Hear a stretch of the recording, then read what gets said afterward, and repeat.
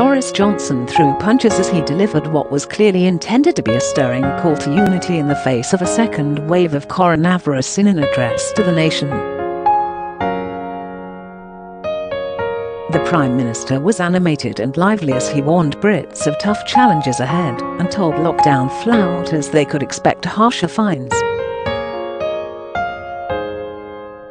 The UK leader is under pressure as COVID-19 cases skyrocket once again, and Brits are plunged into fresh restrictions. Earlier in the Commons on Tuesday, he outlined 10 p.m. closing time curfews for pubs and restaurants, rather than a second national lockdown amid surging infections. The leader has appeared worn out in recent weeks as he faced pressure to face off against what he has now officially confirmed to be the second wave of COVID-19. But author and body language expert Judi James saw a flicker of the old Boris in the PM's demeanour on Tuesday night in the hours since his address to the Commons. Here, she exclusively tells Mirror Online what she picked up from Boris Johnson's body language. For a man who is normally on the brink of a smile at all times, Boris's gloomy-looking body language only really came alive in the Commons this afternoon, when he started sparring with Keir Starmer.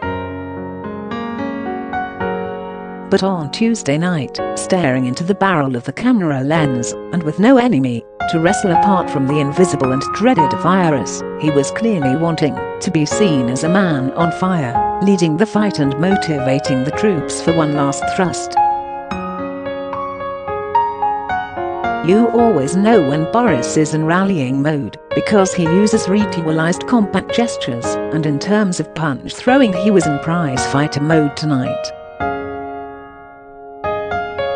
Leaning into the camera in a bid to lean out into our living rooms and get us back into lockdown mode, he tried to stoke morale by using around 33 flying punches.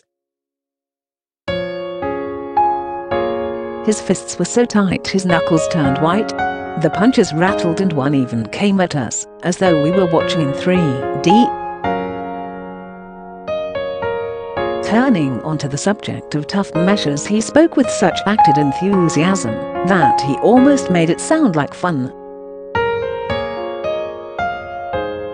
He even pulled himself up in his seat once, as though remembering this speech had to be all about the old, energy-fueled, pre-pandemic Boris. It was a brief performance and Boris clearly wanted to put to rest personal rumours of being isolated and lacking energy or stomach for the job. His asymmetric smile had returned and his eyes held the camera in a hard stare, rather than the haunted gaze that he has been seen using recently. Only the occasional thumb rub suggested a desire for self-comfort behind all the fight rituals, and the way that many of the punches looked incongruent did rob them of some of their gravitas. One was aimed on the word elderly, for instance, and another on the words the dream, both of which should have been punch-free zones.